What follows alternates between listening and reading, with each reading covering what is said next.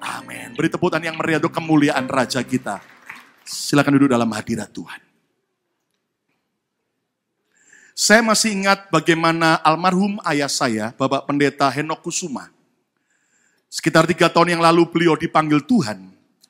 Dan dalam pelayanannya sekian lama, beliau pernah cerita kepada saya beberapa pengalaman penting. Satu hari, saudaraku, ayah saya diundang untuk datang ke rumah sakit oleh seseorang. Karena ada seorang pria yang sedang sakit keras dan dalam keadaan sudah sangat parah. Dan pria ini dalam keadaan mengeraskan hati, tidak mau terima Yesus. Bahkan beberapa teman dan keluarganya mendoakan dia tolak. Dan apa yang terjadi ketika ayah saya datang ke rumah sakit itu? Begitu mendekati kamar daripada pria itu, tiba-tiba sebuah suara yang sangat mengerikan terdengar. Pria itu dengan mata melotot ke atas. Dia teriak dengan keras, "Tidak! Tidak! Tidak!" Dan kemudian mati dalam keadaan mata melotot. Saya mau tanya buat setiap saudara sekalian. Kira-kira pria ini mati dalam keadaan siap atau tidak? Halo? Tidak. Kira-kira yang menjemput pria ini waktu dia mau mati, malaikat Tuhan atau iblis? Halo? Iblis. Lalu ayah saya cerita dalam pengalaman yang berbeda. Ada seorang remaja putri yang cinta Tuhan. Keluarganya keluarga yang sangat cinta Tuhan dan remaja putri ini setiap hari baca Alkitab, rajin ke gereja. Remaja putri ini sudah sakit sekian lama ginjalnya. Dan hari itu ayah saya diundang ke rumah sakit untuk mendoakan. Karena kondisi wanita ini sudah semakin buruk. Dan ketika ayah saya masuk ke kamar daripada remaja ini, tiba-tiba ayah saya dibukakan Tuhan, melihat bahwa ternyata ada 2 malaikat yang ada di samping kanan dan samping kiri daripada remaja putri ini. Malaikat yang begitu indah dan penuh dengan damai. Dan tiba-tiba remaja putri ini memandang ke atas dengan senyum.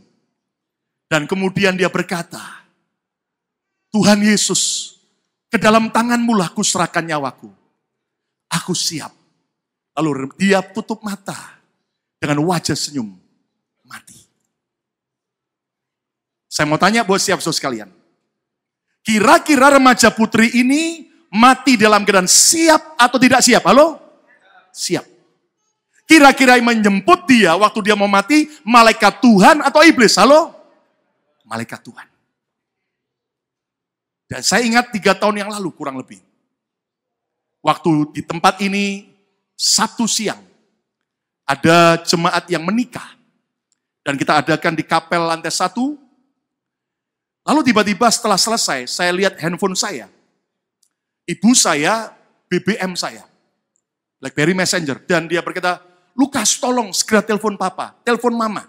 Penting sekali." Saya lihat jam sekitar 2:30 sore di Philadelphia. Saya tahu berarti di Indonesia itu Minggu subuh sekitar 1:30 pagi. Saya langsung telepon dan ternyata memang dalam beberapa hari terakhir ayah saya dalam keadaan kesehatannya drop sekali. Sudah beberapa bag darah yang ditransfusi dan saudaraku kemudian tiba-tiba ketika saya telepon dan di speaker, saya tanya, "Ada apa, Ma?" "Papamu tadi sudah berkata, aku lihat ada banyak malaikat datang menjemput. Bahkan aku lihat ada kereta dari surga datang, menjemput aku." Lalu ayah saya berkata pada ibu saya, "Aku siap. Aku tahu sebentar aku akan dipanggil dan aku akan pulang." Dan itu sebabnya saya coba doakan dari telepon, di speaker. Dan tiba-tiba lagi doa belum selesai, doa penyerahan, doa sungguh-sungguh percaya pada Yesus. Tiba-tiba ibu saya teriak, "Lupa, lupa." Dan ayah saya dengan senyum, dia tutup mata dan meninggal. Menurut saudara sekalian, ayah saya meninggal dalam keadaan siap atau tidak siap? Halo? Siap. Kira-kira yang menjemput ayah saya, malaikat Tuhan atau iblis? Halo? Malaikat Tuhan. Nah, dengar saudaraku. Setiap kita satu hari pasti akan menghadapi yang namanya kematian. Pertanyaannya adalah, siapkah saudara ketika kematian datang sewaktu-waktu? Jangan kau pikir aku masih muda pendeta, aku masih kuat, aku masih sehat. Berapa banyak orang tanpa diduga-duga, hanya masalah hal yang sepele, tiba-tiba dia mati. Itu sebabnya ayo, sebelum terlambat, mari kita siapkan hidup kita, siap sedia, kapanpun saat kematian datang menjemput kita. Yang setuju, tepuk tangan yang meriah untuk kemuliaan Raja segala Raja. Amin. Nah, tahukah saudara sekalian, mengenai orang mati, masih begitu banyak orang percaya sampai hari ini bingung. Dan tidak jelas sebetulnya apa yang sedang terjadi. Saya ingat beberapa saat yang lalu dalam trip pelayanan saya ke Indonesia dan Taiwan. Ada sebuah gereja di Jakarta yang akhirnya minta saya bahas khusus tentang dunia orang mati. Lalu kemudian saya berkata, oke Pak, saya doakan. Dan lagi sembahyang, Roh Kudus ajari saya. Dengan cepat, lalu kemudian saya ketik di iPad saya. Dan kemudian saudaraku, akhirnya di hari itu saya sampaikan kebenaran firman. Dan kemudian kami buka kolom tanya jawab. Saya ingat hari itu hari Rabu malam, di Jakarta macetnya luar biasa, tapi penuh sesak. Dan orang antusias, dan akhirnya saudaraku, yang tanya begitu banyak tentang masalah dunia orang mati. Dan Anda mengerti saudaraku, sampai akhirnya kami lihat sudah jam 9, kami harus segera berhentikan, kalau tidak akan terus dan akan lebih malam. Dan kemudian akhirnya banyak orang berkata, Pak terima kasih, saya mendapat jawaban, saya diberkati dengan apa yang disampaikan. Lalu ketika saya di Taiwan juga saya sampaikan hal yang sama. Dan begitu banyak orang Taiwan yang bertanya, dan akhirnya berkata, terima kasih, saya diberkati. Nah, tahukah saudara sekalian, di zaman modern hari ini, ada sebuah tren baru yang aneh sekali. Orang di zaman modern mulai tertarik kembali kepada dunia-dunia orang mati. Lihat bagaimana di televisi, bagaimana di film-film, di games-games, bagaimana di sosial media, orang mulai kembali tertarik tentang hal-hal setan, hal-hal roh gentayangan. Lihat di Indonesia dan juga di negara-negara termasuk Amerika, ada banyak tentang ramalan, baik dengan tangan, baik juga dengan sihir. Dan Anda tahu ada film-film tentang sihir yang sudah mulai banyak digandrungi orang. Dan Anda tahu yang lebih mengerikan, di Indonesia, saudaraku, itu tayangan-tayangannya sebagian besar sekarang tentang dunia mistik, tentang dunia gaib. Bahkan Anda mengerti, saudaraku, ada sampai film Indonesia, judulnya saja seremnya bukan main. Judulnya adalah Kuntilanak Kesurupan. Bayangin, saudaraku, sudah kuntilanak tapi apa? Kesurupan, saudaraku. Nah, ada banyak lagi tayangan-tayangan tentang dunia roh, dunia gaib. Itu sebabnya hari ini kita akan belajar dari firman Tuhan. Karena sebetulnya kita harus lebih percaya apa yang Alkitab katakan dan bukan apa yang tradisi katakan. Yang setuju, tepuk tangan yang meriah untuk kemuliaan Raja segala Raja. Amin. Saya beri judul khotbah hari ini adalah dunia lain. Ada tayangan di Indonesia judulnya Dunia Lain. Dan ternyata akhirnya mengerikan sekali. Nah tentunya hari ini dalam sepanjang 3 kali kebaktian, saya tidak bisa memberi kesempatan tanya jawab. Karena waktunya. Tetapi paling tidak dari pertanyaan-pertanyaan, sebagian besar teman-teman kita yang di Indonesia dan Taiwan, dan juga sebagian yang dari Facebook, paling tidak saya akan menjawab yang sebetulnya menjadi begitu banyak pertanyaan setiap kita. Nah hari ini saya paling tidak akan jawab 5 pertanyaan utama seputar dunia orang mati. Pertanyaan yang pertama adalah begini.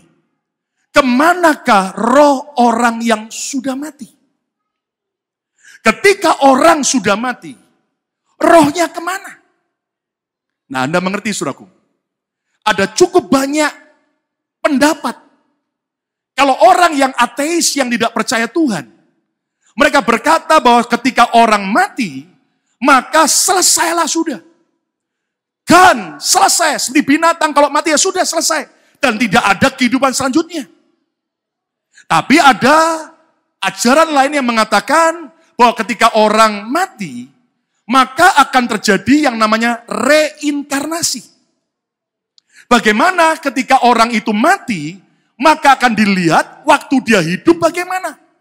Kalau dia baik, dia suka nolong orang, dia seorang yang suka berderma, maka ketika dia mati, nanti reinkarnasi, lahir kembali, hidup lagi di dunia ini, dan akhirnya jadi orang kaya. Jadi orang baik, jadi orang yang sangat luar biasa indahnya. Tapi katanya, kalau orang itu selama hidupnya, jahatnya bukan main. Ternyata dia masih keturunan dan adik kandungnya Lucifer. Begitu jahat dan mengerikan sekali. Nanti waktu dia mati, maka dia akan reinkarnasi lahir kembali ke bumi ini. Dia akan menjadi orang yang cacat, dia akan menjadi orang yang miskin, dia akan menjadi orang yang sangat jahat.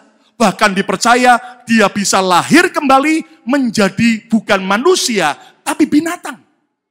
Makanya ada yang bilang begini, ada kecoa, jangan diinjak. Siapa tahu kakek kita. Benar, saudaraku? Ya kan? Nah, sekarang sebagai anak Tuhan, kita percaya yang mana?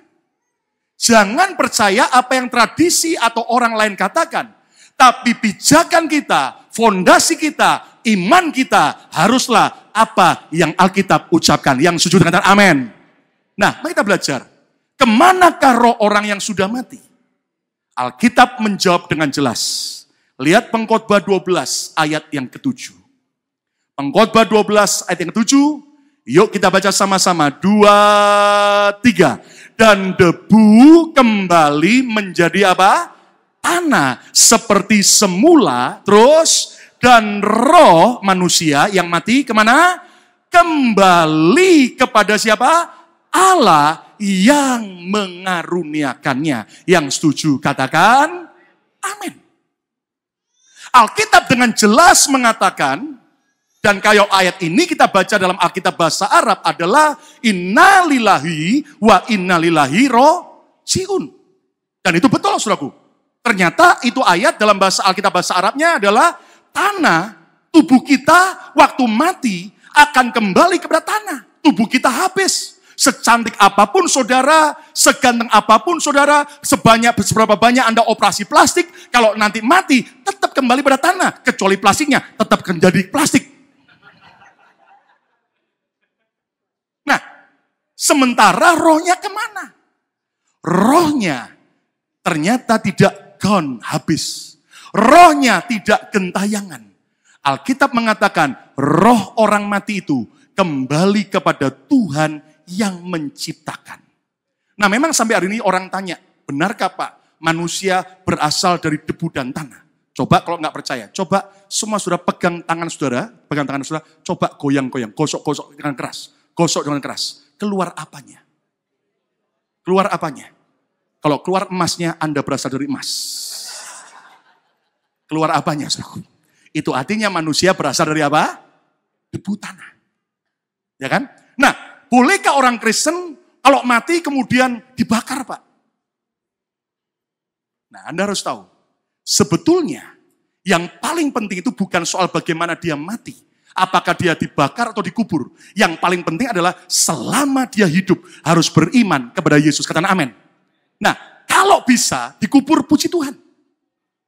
Nah, kalau orang-orang Kristen yang mati waktu World Trade Center ditabrak oleh pesawat, dan hancur berkeping-keping dan tidak ditemukan abunya, jenazahnya. Saya mau tanya, apa berarti orang Kristen yang mati hancur di WTC 2011 itu, maka mereka tidak alami kebangkitan? Anda harus tahu, kalau bisa dikubur, kalau punya biaya. Kalau enggak punya biaya, apalagi di Amerika, ngubur minimal 7.500 US dollar, bahkan sampai 15.000, apalagi di Hong Kong, Anda tahu kalau orang mati dikubur, itu hanya konglomerat yang bisa bayar harganya, ya toh. Nah, kalau sudah bisa punya biaya bayar, keluargamu yang mati dikubur, puji Tuhan. Tapi kalau enggak punya biaya, jangan datang pada pendeta Lukas dan utang. Amin, saudaraku. Maka sebetulnya, yang penting bukan soal dikubur atau dibakar. Yang paling penting adalah kita hidup beriman pada Yesus. Sebutan yang meriah untuk kemuliaan Raja kita. Amin. Nah Pak, kalau begitu roh orang mati itu kembali pada Tuhan, penjelasannya bagaimana? Alkitab kita komplit sekali. Dijelaskan begini. Ternyata roh orang mati yang percaya Yesus. Kemana rohnya? masuk ke Firdaus. Mana dasar ayatnya, Pak? Lukas 23 ayat 42 sampai 43. Salah seorang penjahat yang di sebelah Yesus disalib dan bertobat. Lalu ia berkata, Yesus, ingatlah akan aku apabila engkau datang sebagai raja. 43. Kata Yesus kepadanya, aku berkata kepadamu, sesungguhnya, baca sama-sama 23, hari ini juga engkau akan berada bersama-sama dengan aku kemana? Di Firdaus. Jadi Alkitab menjelaskan, roh orang mati yang percaya Yesus masuk kemana? Firdaus. Kata bersama saya, Firdaus. 23. Nah, sementara roh orang mati yang belum percaya Yesus, kemana rohnya? Apakah gentayangan? Kita lihat Alkitab berkata, ternyata roh orang mati yang tidak percaya Yesus masuk ke alam maut. Atau dalam bahasa Yunaninya Hades. Kata bersama saya, Hades. 23. Lebih keras, Hades. 23. Ingat, Hades bukan bedes. Lain lagi, saudara. Mana dasar ayatnya? Lukas 16 ayat 23. Tuhan Yesus sendiri yang mengucapkan perumpamaan tentang Lazarus yang miskin dan orang kaya. Lihat, Yesus berkata apa ini? Orang kaya itu juga mati, lalu dikubur. Dan sementara ia, karena orang kaya tidak percaya Tuhan, ia menderita sengsara di mana? Alam maut. Dalam King James Version, dalam Alkitab bahasa Inggris dikatakan apa? Itu alam maut adalah Hades. Ia memandang ke atas, dan dari jauh dilihatnya Abraham dan Lazarus duduk di pangkuannya. Jadi Alkitab gamblang menjelaskan, setiap orang mati, rohnya kemana? Yang percaya Yesus masuk kemana? Firdaus. Lebih keras, Firdaus. 23. Roh orang mati yang belum percaya Yesus masuk kemana? Hades. Sampai nanti hari penghakiman, barulah surga atau neraka. Nah, ada orang berpikir ini, Pak, kalau anak bayi mati, Pak, kalau anak kecil di bawah usia mati, Pak, masuk Hades atau Firdaus, surga atau neraka?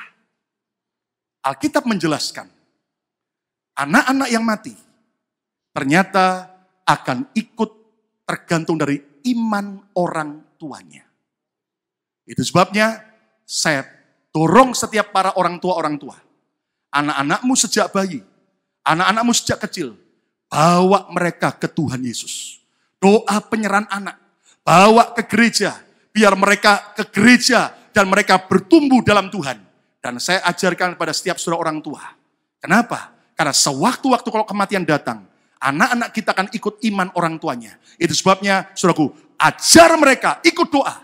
Minimal kalau anak itu sudah bisa bicara, tuntun dia untuk terima Yesus sebagai Tuhan dan Juru Selamat. Tepuk tangan yang meriah untuk kemuliaan nama Tuhan. Amin, suku. Bahkan, Anda tahu, anak-anak kecil bisa didoakan supaya penuh Roh Kudus. Amin. Betani anak kami, waktu umur 2 tahun lebih, saya doakan langsung penuh Roh Kudus. Sekarang kalau mesbah keluarga, dia bahas soronya lebih kenceng daripada yang lain. Nah, anak-anak saudara juga bisa alami, katakan amin. Sekarang pertanyaan yang kedua, seputar dunia orang mati. Jadi yang pertama tadi, kemana roh orang mati? Ternyata kembali pada Allah. Yang percaya Yesus masuk kemana? Firdaus. Yang tidak percaya Yesus masuk kemana? Hades. Yang kedua, apakah roh orang mati bisa gentayangan dan menjumpai orang yang masih hidup? Apakah roh orang mati bisa gentayangan? Apalagi Pak, kalau mereka belum percaya Yesus matinya, bahkan dibunuh orang atau bunuh diri Pak, rohnya penasaran Pak. Makanya Pak ada si manis jembatan Ancol Pak. Kenapa? Karena dia bunuh dirinya di sana, dibunuh orang. Oh Pak, ada suster apa? Ngesot. Nah, apakah roh orang mati bisa gentayangan dan menjumpai orang yang masih hidup? Mari kita lihat jawaban Alkitab. Ternyata Alkitab menjawab tidak. Kata bersama saya tidak. 23. Lebih keras, tidak. 23. Kenapa? Karena roh orang mati tidak bisa gentayangan. Kenapa, saudaraku? Karena semuanya langsung masuk ke dalam dunia orang mati. Yang percaya Yesus masuk mana? Firdaus. Yang tidak percaya Yesus masuk mana? Hades. Dan roh orang yang sudah mati tidak bisa kembali kepada orang yang masih hidup. Jadi nggak ada roh orang mati gentayangan. Lah Pak, dasar ayatnya mana? Alkitab dengan jelas menyebutkan. Lihat Ayub 7, ayat 9 sampai 10. Ayub pasal 7, ayat 9 sampai ayat 10. Sebagaimana awan lenyap dan melayang hilang. Demikian juga, baca sama-sama 2, 3. Orang yang turun ke dalam dunia orang mati, sejak orang itu mati apa? Tidak akan muncul kembali. Ini Alkitab ngomong, bukan saya. Terus, ayat 10 yuk baca sama-sama. 2, 3. Ia, roh orang yang sudah mati apa? Tidak lagi kembali ke rumahnya. Jadi ngapain? Adakan 40 harian setelah orang mati. Nanti engkau datang lagi Pak ke rumah. Enggak. Terus apa? Dan tidak dikenal lagi oleh tempat apa? Tinggalnya. Jadi Alkitab jelas berkata, roh orang mati sejak dia mati, maka dia sudah pindah ke alam maut. Bagi yang belum percaya Yesus atau Hades, yang percaya Yesus masuk ke Firdaus. Maka Alkitab berkata, orang yang sudah mati itu tidak bisa muncul kembali kepada kita yang masih hidup, dan tidak bisa lagi kembali ke rumahnya, dan tidak lagi dikenal oleh tempat tinggalnya. Nah, sekarang sudah mulai tegang nih. Jadi, roh orang mati nggak bisa gentayangan. Pertanyaan yang ketiga, yang lebih seru. Jika roh orang mati tidak bisa gentayangan. Nah, pertanyaan lebih penting. Lalu roh siapakah yang datang? Ketika orang memanggil arwah orang mati, baik melalui jalangkung, hati-hati ya anak-anak SMA, high school di Amerika, atau saudara yang masih, sekarang sudah mulai banyak main apa? Cali-cali. Itu Anda tahu, itu jalangkung, hati-hati. Awasi anak-anak saudara. Terus apa lagi? Papan oija, atau orang yang kesurupan orang mati. Lah kalau memang roh orang mati nggak bisa gentayangan Pak. Lalu roh siapakah yang datang ketika orang memanggil arwah orang mati? Jawaban Alkitab. Iblislah yang menyamar sebagai roh orang mati tersebut. Jadi itu bukan adalah roh orang yang sudah mati yang datang lagi waktu dipanggil, tapi setan. Kata bersama saya, setan. 2, 3. Mana dasar ayatnya? Lihat di dalam 2 Korintus 11 ayat 14. Mari kita baca sama-sama. 2, 3 keras. Hal itu tidak usah mengherankan. Sebab apa? Iblis pun menyamar sebagai apa, Saudara? Malaikat terang. Buru-buru nyamar kayak nenek kita yang sudah mati. Nyamar kayak malaikat terang saja, setan bisa. Amin. Tegang semua nih. Jadi saudaraku, kalau ada orang memanggil arwah orang mati, atau main jalangkung, dan Pak, suaranya kok persis Pak. Bahkan tahu rahasia-rahasianya Pak. Nenek saya bisa tahu loh Pak, umur 5 tahun saya dulu pernah sakit keras, hampir mati Pak. Bahkan di depan rumah itu ada pohon mangga yang lebat buahnya, dan ada seorang pemuda yang suka mencuri mangganya, namanya Lukas Kusuma Pak. Nah setannya kok bisa tahu, itu kok bisa tahu Pak? Dengar baik-baik. Kalau Tuhan itu maha tahu. Kata bersama saya, Tuhan maha tahu. 2, 3. Tuhan maha. Kalau setan tidak maha tahu. Setan itu hanya tahu dari apa yang sudah terjadi. Saya mau tanya, saudara bisa belajar sejarah tidak? Bisa. Sejarah itu apa sih? Apa yang sudah terjadi. History. Tapi kita tidak tahu apa yang bakal terjadi yang belum terjadi. Nah, setan itu hanya tahu apa yang sudah terjadi. Dan rupanya kalau Alkitab Yesus sendiri berkata, sejak bayi lahir sudah ada malaikat Tuhan yang menjaga anak itu. Anda harus tahu, iblis juga mengintai anak itu. Jadi iblis tahu persis, sejak lahir sampai nanti tua, sampai matinya orang itu apa yang dialami dan sebagainya, dia tahu persis. Berapa kali putus pacar? 105 kali dia tahu persis. Ya kan? Berapa kali kemudian akhirnya mencuri, dia tahu persis. Setannya tahu, kenapa? Karena dia ngikuti. Makanya waktu dipanggil arwah, melalui jalangkung dan sebagainya, suaranya sama, tanggal lahirnya tahu persis, dan sebagainya. Hati-hati, itu bukanlah roh orang yang sudah mati. Itu adalah iblis yang menyamar sebagai roh orang mati tersebut. Yang setuju, tepuk tangan yang meriah untuk kemuliaan nama Tuhan. Amin. Nah, ada yang bilang begini, Pak, kan di 1 Samuel, Pak, Raja Saul itu pernah. Sampai karena Nabi Samuel sudah mati, bangsa Filistin sudah mengepung, dia ketakutan, lalu kemudian dia pergi ke Endor, ke kota Endor di Israel. Lalu cari seorang wanita pemanggil arwah. Dan kemudian akhirnya dia suruh wanita itu memanggil arwah. Arwahnya siapa? Nabi Samuel. Nah, orang bertanya begini, berarti sebetulnya Pak yang datang itu rohnya Nabi Samuel atau siapa? Anda harus tahu, jelas Alkitab mengatakan, bahkan kalau Anda baca dalam 1 Samuel, Raja Saul sendiri memberi peraturan sesuai dengan apa yang dikatakan oleh Nabi Samuel. Tidak boleh ada orang di Israel pemanggil arwah. Kitab Imamat dan Perjanjian Lama berkata, orang yang memanggil arwah orang mati, itu adalah kekejian dan Tuhan benci luar biasa. Nah, dengar baik-baik. Nggak mungkin kemudian akhirnya ketika Samuel sendiri, Nabi itu, yang menentang pemanggil arwah. Lalu kemudian Tuhan melakukan mengizinkan roh Samuel datang. Bertentangan dengan firman Tuhan sendiri. Jelas tidak mungkin. Dan Alkitab mengatakan bahwa yang lihat roh Samuel dalam tanda kutip siapa? Bukan Raja Saul. Wanita pemanggil arwah. Yang katanya, kalau Anda baca detail di Alkitab, seperti seorang dengan laki-laki, dengan jubah dan juga serban warna putih. Ya toh? Nah, siapa? Jangankan Nabi Samuel, setan bisa nyamar kayak siapapun juga. Betul nggak, Saudara? Dan apa yang terjadi? Alkitab berkata yang roh Samuel itu katanya keluar dari dasar bumi. Nah, Anda harus tahu. Ternyata bumi ini dikuasai iblis.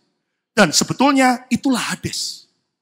Nggak mungkin Nabi Samuel ada di Hades. Nabi Samuel ada di Firdaus.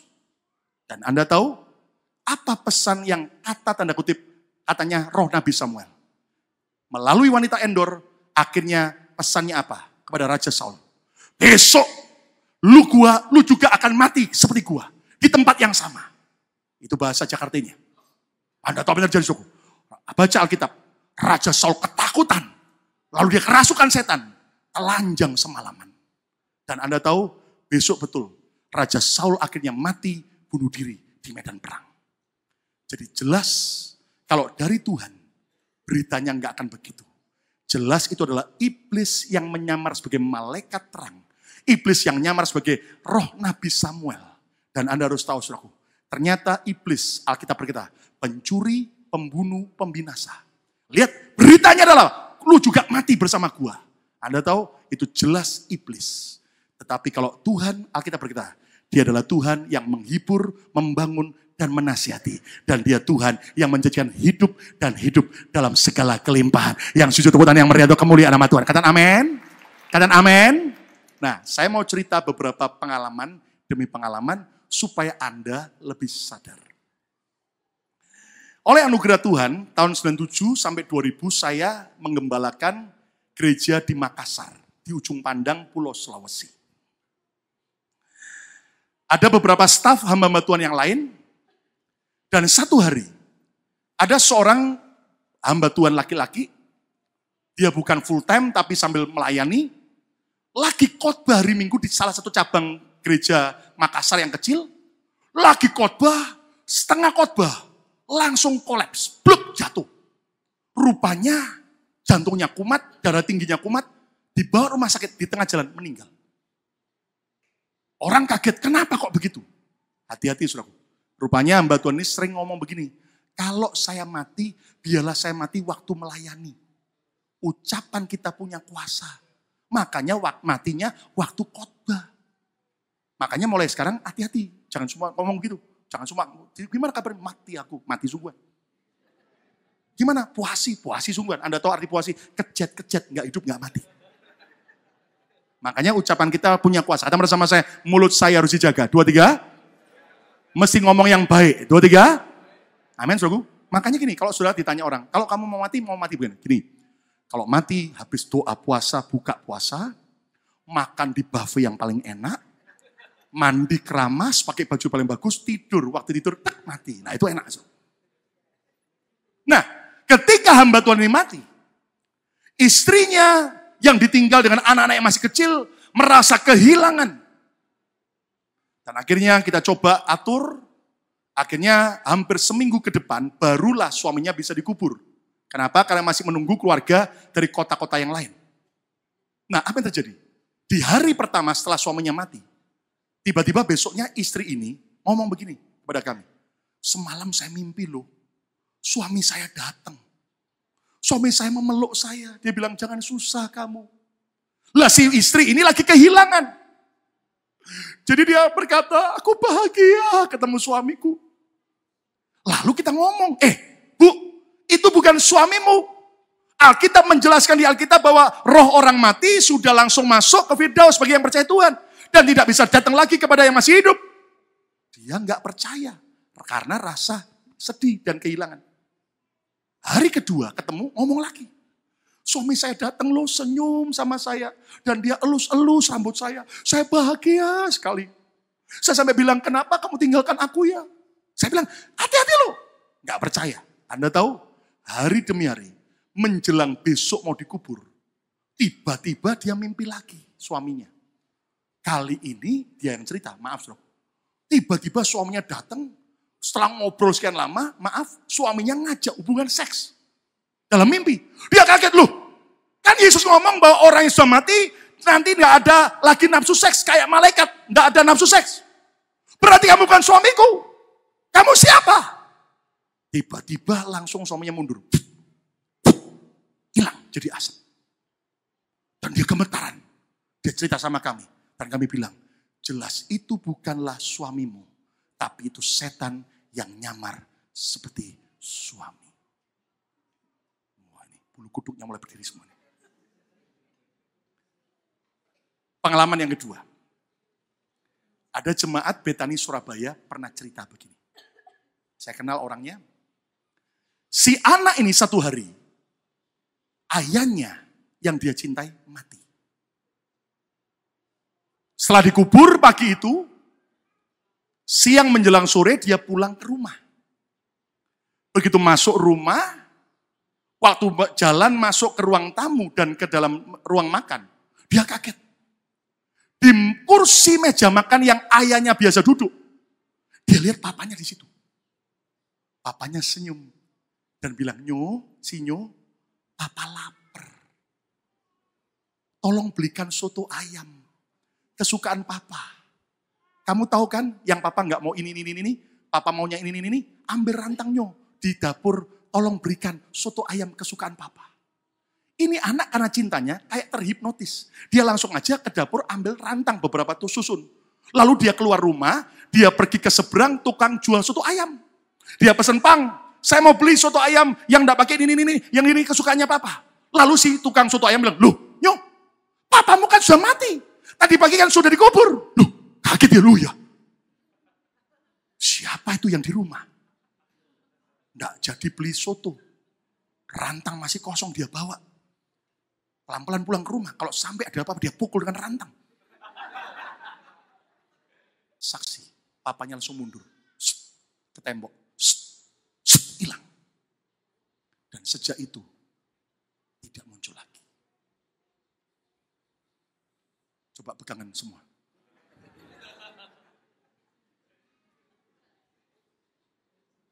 Satu contoh lagi. Ini yang dialami jemaat kita. Anaknya mati. Sedih sekali. Dan dalam keadaan anaknya mati, dia mimpi. Lihat anaknya yang mati, yang masih kecil.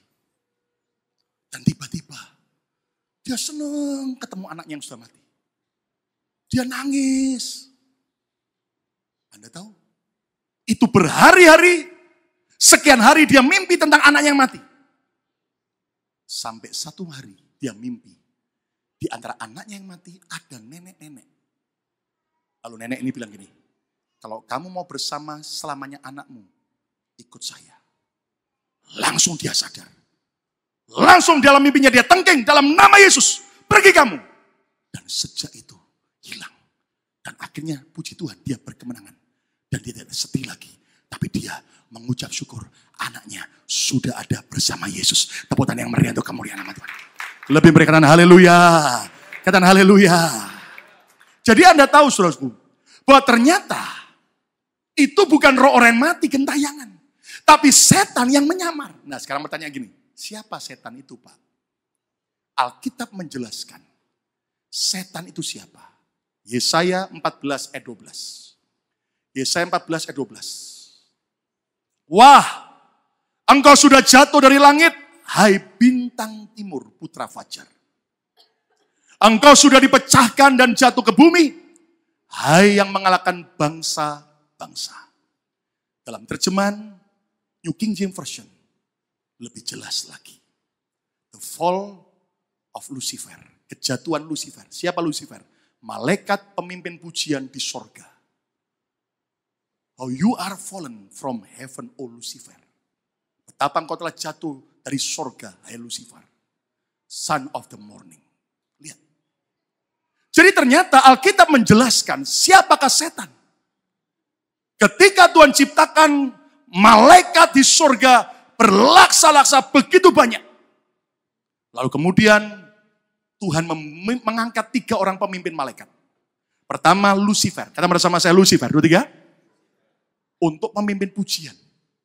Alkitab mengatakan betapa cantik dan ganteng wajah Lucifer. Seluruh tubuhnya itu penuh dengan alat musik. So jangan pikir gini, wih tubuhnya Lucifer ngeri ya. Ada bass, gitar, drum, keyboard, ya toh, ada tamborin. No.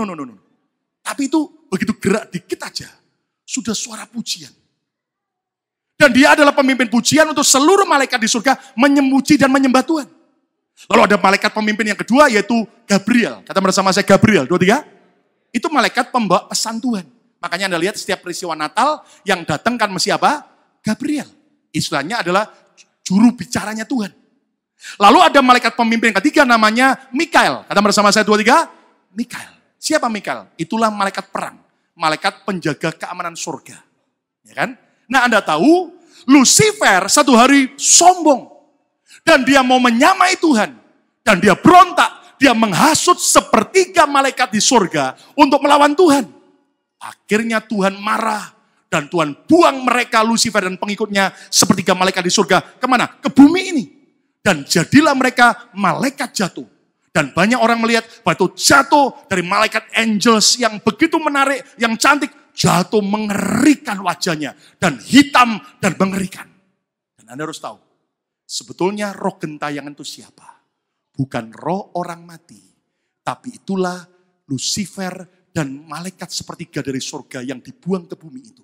Dan Anda tahu bentuknya kayak apa? Wujudnya kayak apa? Anda tahu malaikat yang sudah jatuh, yang sudah dikutuk oleh Tuhan. Dan Anda tahu saudaraku, setiap Anda lihat film horor, jangan pikir bahwa itu hanyalah halusinasi sutradara. Tapi Anda tahu, saya baca ada orang-orang yang bertobat dan mereka bongkar semua. Mereka sebetulnya mereka pergi ke dukun-dukun, ke peramal-peramal. Dan mereka diizinkan lihat setan kayak apa. Makanya digambar dan dibuat persis dengan yang di film-film itu. Dan hati-hati saudaraku. Ternyata iblis itu, Alkitab berkata, pencuri, pembunuh, dan pembinasa. Setan tidak pernah memberi dengan cuma-cuma kepada manusia. Tapi setan itu pencuri, pembunuh, dan pembinasa. Dan Anda harus hati-hati. Kenapa? Karena setan itu beda dengan Tuhan. Kalau Tuhan maha tahu, tapi juga maha hadir. Kata bersama saya, Tuhan maha hadir. 2, 3. Setan, malaikat jatuh itu tidak maha hadir. Artinya begini. Kalau Tuhan maha hadir, Alkitab berkata 2, 3 orang berkumpul dalam nama Yesus. Yesus hadir di tengah-tengah. Sudah percaya hari ini kita berkumpul dalam nama Yesus. Yesus ada di tengah kita. Amin. Yang percaya tepuk tangan yang meriah untuk kemuliaan nama Tuhan. Amin. Nah pertanyaannya begini. Kalau Tuhan Yesus tidak maha hadir, kasihan Tuhan terutama hari Minggu. Ke BMC Philadelphia sebentar, 1 menit. Hai anak-anakku, aku di sini hadir. Lalu kemudian pindah ke gereja lain. Karena mereka kebaktian juga. Terus kemudian pindah lagi. Jadi bayangkan kalau Tuhan tidak maha hadir, kasihan Tuhan. Setiap hari Minggu capek keliling ke seluruh dunia. Tapi tidak, dia maha hadir. Di saat yang sama, dia bisa hadir di mana-mana. Tepuk tangan yang meriah untuk kemuliaan nama Tuhan. Amin. Nah, kalau setan, Lucifer dan pengikutnya tidak hadir. Artinya begini, setan yang ada di sebuah negara beda dengan di negara lain. Setan yang ada di sebuah provinsi beda dengan di provinsi yang lain. Setan yang ada di sebuah kota berbeda dengan kota yang lain. Setan yang ada di sebuah rumah berbeda dengan di rumah tetangganya. Tergantung dari apa? Jenis setannya. Dan Anda harus tahu, akhirnya setan mempengaruhi perilaku dan sikap orang-orang tersebut, penduduk yang tinggal di kota itu. Nah, contoh gini, Anda harus tahu ya. Ternyata setan itu makmurnya kayak apa? Tergantung, lihat, dari tingkat kemakmuran negara tersebut. Nggak percaya? Lihat. Di Eropa dan di Amerika, setan digambarkan vampir. Pakai taksido jas. Dasi kupu. Keren sekali. Kayak James Bond. Cuman sini ada begini-begininya. Tapi kalau di Hong Kong lain lagi. Setannya lebih rendah. Pakaiannya pakai jibau merah. Pakai baju congsam. Toeng. Vampir Hong Kong. Yang paling kasihan Indonesia. Setannya cuma pakai kain putih, itu pun juga kombrong-kombrong. Nah, hati-hati, saudara. Setan itu seringkali menyamar. Dan akhirnya membuat orang, saudaraku, kemudian terjebak, ketipu. Dan ada yang tanya gini, Pak, kenapa ya kalau setan datang tuh bisa bulu kuduk berdiri, Pak? Sementara kalau hadirat Tuhan atau Roh Kudus datang, kok kita perlu peka, Pak ya? Anda harus tahu jawabannya begini. Karena ternyata hadirat jahat lebih heboh daripada hadirat Roh Kudus yang baik. Roh Kudus itu roh yang gentle dan lembut. Kalau roh jahat itu roh yang brutal, jahat dan berangasan. Ayo saudara, kalau coba lihat. Kalau Anda punya anak, satunya yang brutal sama yang satunya sopan. Kalau mau datang ke rumah, beda apa tidak? Beda. Yang brutal langsung gerobak pintu dibanting. Gerobak, Anda langsung, anakku yang berandalan datang. Tapi kalau yang sopan, tidak terdengar. Kenapa? Sopan. Nah, hal yang sama. Pertanyaan sekarang yang keempat, seputar dunia orang mati. Adakah api penyucian? Jika orang mati tanpa percaya Yesus dan belum bertobat, bisakah keluarganya berdoa minta Tuhan untuk mengampuni dosa mereka yang sudah mati, serta memindahkan roh mereka dari neraka ke surga? Bisa tidak? Jawaban Alkitab, tidak bisa. Kata bersama saya, tidak bisa. 2, 3. Maaf, ini bukan jawaban saya, tapi Alkitab. Kenapa? Karena kesempatan orang diselamatkan hanya saat dia masih hidup. Yang setuju, tepuk tangan yang meriah untuk kemuliaan nama Tuhan. Lebih mereka katakan haleluya. Mana bukti ayatnya, Pak? Tuhan Yesus sendiri berkata dalam perumpamaan Lazarus pengemis dan orang kaya. Lihat Lukas 16 ayat 23. Orang kaya itu juga mati lalu dikubur. Dan sementara ia menderita sengsara di alam maut atau Hades, ia memandang ke atas, kemana? Ke Firdaus, dan dari jauh dilihatnya Abraham dan Lazarus duduk di pangkuannya. Ayat 24. Lalu ia berseru, si orang kaya yang ada di Hades berseru, katanya, Bapak Abraham, kasihanilah aku. Suruhlah Lazarus supaya ia mencelupkan ujung jarinya ke dalam air dan menyejukkan lidahku, sebab aku sangat kesakitan dalam nyala api ini. Ayat 25. Tetapi Abraham berkata, anak, ingatlah bahwa engkau telah menerima segala yang baik sewaktu hidupmu, sedangkan Lazarus segala yang buruk. Sekarang ia mendapat hiburan dan engkau sangat menderita. Ayat 26. Selain daripada itu, ayo baca sama-sama 2, 3. Di antara kami dan engkau, antara Abraham dan Lazarus yang ada di Firdaus dengan orang kaya yang ada di Hades, apa baca sama-sama?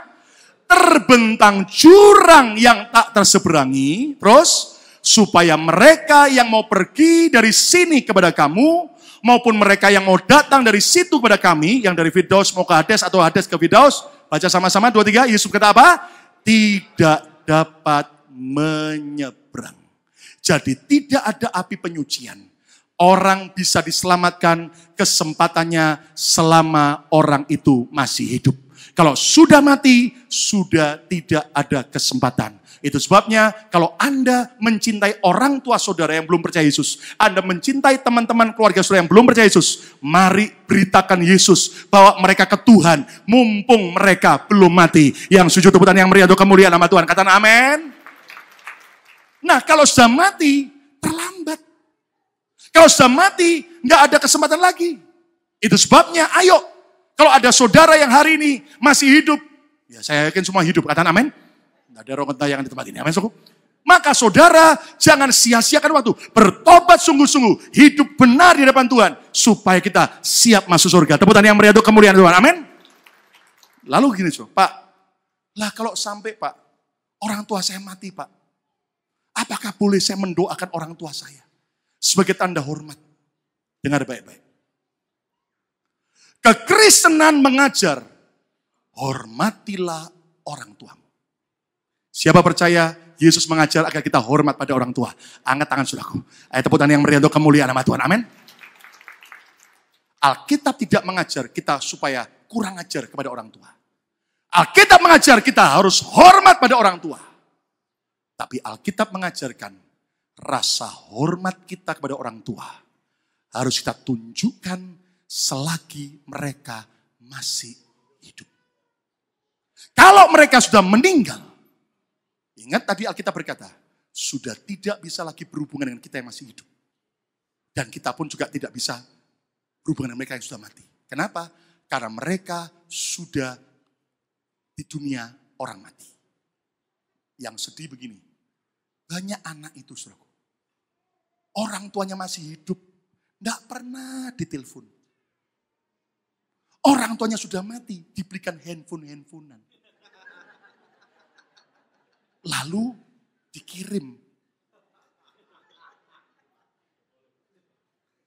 Orang tuanya masih hidup, nggak pernah diajak makan buffet yang enak. Sudah mati, dikasih bakpao dan apel. Saudara coba lihat. Kita harus hormat pada orang tua.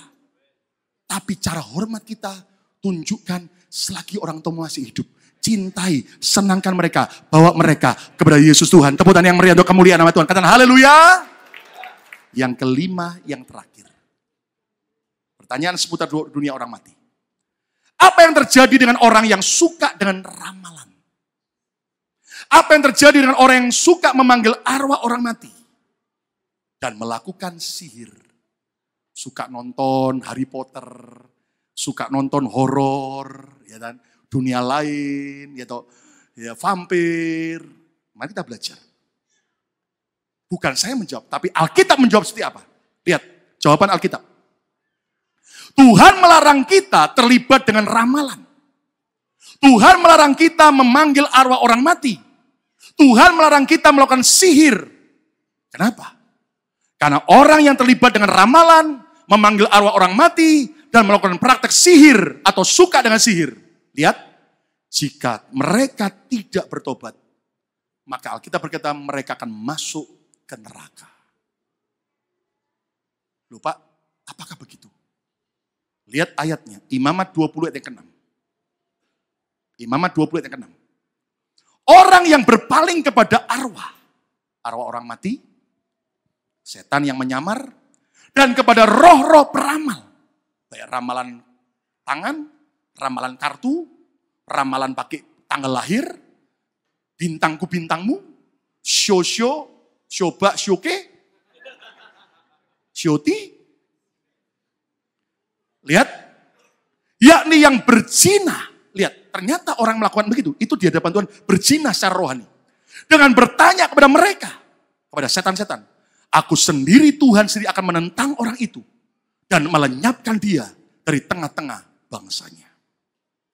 Tuhan cinta saudara dan saya cinta saudara. Saya nggak mau ada seorang pun masuk neraka. Saya berdoa semua masuk surga. Tepuk tangan yang meriah untuk kemuliaan nama Tuhan. Nah Pak, bedanya apa? Peramal dengan nubuatan Pak. Kenapa ada di gereja ada hamba Tuhan dengan menubuat? Jelas beda. Beda apanya Pak? Beda sumbernya. Nubuatan sumbernya dari Tuhan. Katakan amin. Ramalan sumbernya dari siapa? Setan. Tuhan siapa? Tuhan yang baik, yang memberi hidup dan kelimpahan. Setan siapa? Pencuri, pembunuh, pembinasa, penipu. Dan Anda harus tahu, saudara. Orang tanya gini, Pak, berarti gereja kok niru orang-orang penyembahan berhala, Pak ya? Keperamal-peramal. Kok ada nubuatan? Salah. Saudara harus tahu, di Alkitab dijelaskan. Sebetulnya yang asli itu yang mana? Yang niru yang mana? Halo? Alkitab menjelaskan ada nubuatan-nubuatan dari para nabi-nabi. Setan niru jadi peramal. Jadi, saudara dan saya tetap percaya pada nubuatan, tapi tolak dengan ramalan. Katakan amin.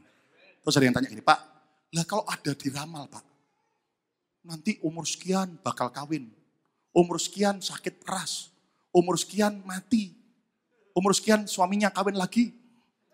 Kok terjadi, Pak? Anda harus tahu gini, para suhu dan dukun yang sudah bertobat, mereka bongkar. Nanti Anda lihat, banyak di YouTube juga. Mereka bilang gini, pada waktu orang datang ke dukun atau peramal, maka ketika orang itu di depan si dukun, setan yang menjadi perewangan orang dukun atau suhu itu, langsung nyomot roh orang yang diramal. Orang itu jadi kayak agak linglung sebentar. Rohnya dicomot, dia nggak sadar. Rohnya diintegrasi sama setannya. Namamu siapa? Tanggal lahirmu berapa? Rumahmu, alamatmu mana? Kamu lahir di mana? Utangmu berapa? Nomor SS-mu berapa? Kamu pernah mengalami sakit apa aja? Diintegrasi semua. Setelah itu, rohnya dibalikkan pada orang itu, setannya kasih tahu sama suhunya. Namanya ini. Setan, si suhunya cuma ngomongin, namamu ini. Loh, kok tahu ya? Tanggal lahirmu ini. Loh, kok tahu ya?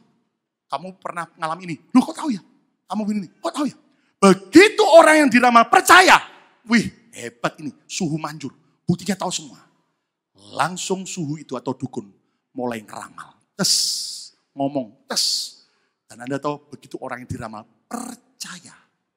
Setan menghadap ke Tuhan. Tuhan, Alyong percaya sama ramalanku. Sejak hari ini, Alyong tidak hidup dalam rencanamu yang sempurna. Alyong sudah percaya pada ramalanku. Aku pegang hidupnya. Aku ikat dia. Apa yang aku ramal akan jadi. Itu yang terjadi. Bagaimana lepas? Bertobat. Doa pelepasan. Putuskan semua ramalan. Dan Anda harus tahu. Kalau kita bertobat. Maka Tuhan akan pecahkan semua ikatan. Brah! Dan kita balik kepada rencana Tuhan yang sempurna. Hari depan yang penuh dengan harapan. Tepuk tangan yang meriah untuk kamu lihat. Amin. Salah seorang bendahara kami di Makassar dulu. Dari keluarga konglomerat terkenal. Dia ngomong, pendeta sebelum saya bertobat, ada suhu terkenal. Ramal begini, kamu akan ngalamin ini. Bahkan bangkrut umur sekian, nanti kamu begini. Bagaimana? Saya bilang, ayo sepakat berdoa. Doa pelepasan, putuskan. Dalam nama Yesus supaya tidak lagi ikut ramalan itu. Tapi engkau akan kembali pada rencana Tuhan yang sempurna. Dia sepakat. Puji Tuhan. Lewat umur itu. Tetap hari ini dia diberkati oleh Tuhan. Tepuk tangan yang meriah untuk kemuliaan nama Tuhan. Amin. Makanya Yesus bilang begini. Jadilah seperti imanmu. Nangkap saudaraku? Nah sekarang gini. Ayat yang terakhir. Lihat. Satu ayat lagi ya. Lihat dalam Galatia. Perjanjian baru. Perbuatan daging telah nyata. Yaitu percabulan, kecemaran, hawa nafsu. Lihat, penyembahan berhala dan sihir. Makanya hati-hati jangan suka Harry Potter. Jangan suka lihat film horor. Gitu. Kenapa? Ya, terus selanjutnya ayat 21 lompat. Kedengkian, kemabukan, pesta pora dan sebagainya termasuk penyembahan berhala dan sihir tadi. Lihat. Terhadap semuanya itu, Alkitab berkata apa? Kuperingatkan kamu. Seperti yang telah kubuat dahulu. Bahwa, baca sama-sama. Barang siapa melakukan hal-hal yang demikian, baca. Ia tidak akan mendapat bagian dalam apa? Kerajaan Allah. Biar dia anak Tuhan, biar dia melayani. Kalau dia terlibat dengan hal-hal sihir, peramal, dia tidak masuk surga. Ini Alkitab yang berkata. Ayat yang terakhir. Apa yang harus saya kerjakan, Pak? Kalau saya pernah terlibat itu. Kisah Rasul 19 ayat 19. Ayat yang terakhir. Banyak juga di antara mereka, orang-orang di Kisah Rasul, yang pernah melakukan sihir. Apa yang harus dilakukan? Bertobat. Kata bersama saya, bertobat. 2, 3. Bukti pertobatan itu apa? Mengumpulkan kitab-kitabnya itu, kitab-kitab sihir. Lalu apa? Membakarnya di depan mata semua orang. Nilai kitab-kitab itu ditaksir 50.000 uang perak. Sebuah jumlah yang besar. Tapi mereka tidak sayang, mereka bakar habis. Kenapa? Dengar baik-baik. Saya pernah berkali-kali diundang ke rumah jemaat. Ada yang anaknya masih kecil, setiap subuh jam-jam 1, jam 2. Anaknya nangis melengking, histeris. Gak ada apa-apa. Ada juga yang di rumah selalu ketika dalam mulai tidur, tiba-tiba lihat setan. Ada di jendela. Seringkali kadang-kadang tidurnya ketindihan. Sampai kayak setan kayak mau dicekik. Lalu saya diundang, saya datang ke rumah. Saya bilang, Tuhan, Roh Kudus, bukakan saya. Apa penyebabnya? Waktu saya datang, tiba-tiba saya rasa ada yang gak beres. Tiba-tiba Tuhan dorong masuk ke basement. Waktu saya ke basement, astagfirullahaladzim. Itu tumpukan film horor. Buku-buku sihir. Tentang setan yang jatuh. Banyak sekali. Gambar-gambar naga. Anda harus tahu, naga itu bukan soal tradisi Chinese. Saya orang Chinese. Tapi Anda harus tahu, Wahyu 20 berkata, naga itu adalah iblis si ular tua. Itu ayat Alkitab. Nah, Anda bisa bayangkan. Kalau saudara punya hal-hal begitu, yang merupakan fotonya setan, gambarnya setan, bendanya setan. Lalu saudara bilang gini, Tuhan, bungkus rumahku supaya tidak ada setan yang masuk. Setan ketawa. Lu kenapa? Gua punya foto di dalam rumahmu. Makanya akhirnya orang-orang itu rela. Bahkan ada yang punya samurai. Kaget lu, samurai apa salah? Enggak salah, ya kan? Tapi saya pegangannya naga semua. Gitu. Kalau naga sari enggak apa-apa, saudara. Dan ternyata roh bunuh diri, roh kemarahan. Ya kan? Nanti kalau dikit-dikit lihat pendeta Lukas tuh ngambil samurai, saudara, jangan. Saya orang baik, amin. Nah, Anda tahu, akhirnya dengan rela hati, diserahkan, kami bakar, kami tuntaskan. Dan ternyata sejak itu, keluarganya diberkati Tuhan. Tepuk tangan yang meriah untuk kemuliaan Tuhan. Bertobat sungguh-sungguh. Kesimpulannya apa? Kesimpulannya, kemanakah roh orang yang sudah mati? Roh orang yang sudah mati, yang percaya Yesus. Masuk kemana? Kata bersama saya Firdaus, 2, 3. Orang mati yang belum percaya Yesus masuk kemana? Hades. Apakah roh orang mati bisa kentayangan dan menjumpai orang yang masih hidup? Jawabannya apa? Kata bersama saya, tidak. Kenapa? Roh orang mati tidak kentayangan. Karena sudah langsung masuk ke dalam dunia orang mati, Firdaus atau Hades, dan tidak bisa kembali lagi kepada yang masih hidup. Yang ketiga, jika roh orang mati tidak kentayangan, roh siapakah yang datang? Ketika orang memanggil arwah, iblislah yang menyamar sebagai roh orang mati. Kata bersama saya, iblis yang menyamar. 2, 3. Yang keempat, adakah api penyucian? Tidak ada, tidak bisa. Sebab kesempatan orang diselamatkan hanya saat ia masih hidup. Setelah orang mati, tidak lagi ada kesempatan. Dan yang kelima, apa yang terjadi dengan orang yang suka dengan ramalan, memanggil arwah orang mati, melakukan sihir, lihat suka film horor-horor. Mari bertobat, tinggalkan semua. Supaya tidak ada celah untuk iblis menyerang kita. Saudara dengar baik-baik. Hati-hati dengan anak-anak saudara, dengan gamenya, dengan film-filmnya, buku bacaannya. Periksa sebagai orang tua Anda punya tanggung jawab. Kalau anak-anak Anda suka lihat gamenya setan-setan yang berdarah-darah, ayo ajari pada anak-anak Anda. Papa mama cinta kalian.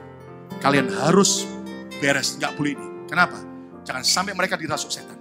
Anda tahu, di Jakarta ada anak masih remaja. Diketuk sama adiknya, kamarnya. Ayo ke sekolah. Gak ada jawaban. Orang tuanya diberitahu, orang tuanya dobrak pintu kamar anaknya. Brak. Dilihat di kamar tidur, gak ada anaknya. Dicari, anaknya ada di dalam kloset baju dalam kamar. Ngapain? Sudah mati gantung diri dengan ikat pinggangnya. Karena dia suka lihat kartun Jepang yang ternyata bicara soal bunuh diri.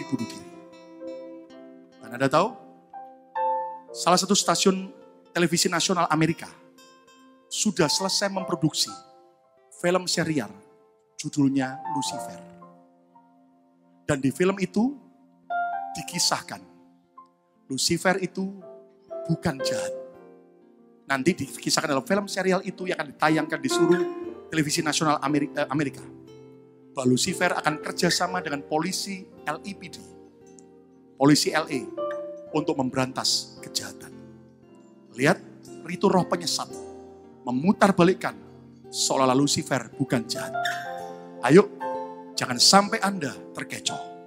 Ambil pilihan tegas.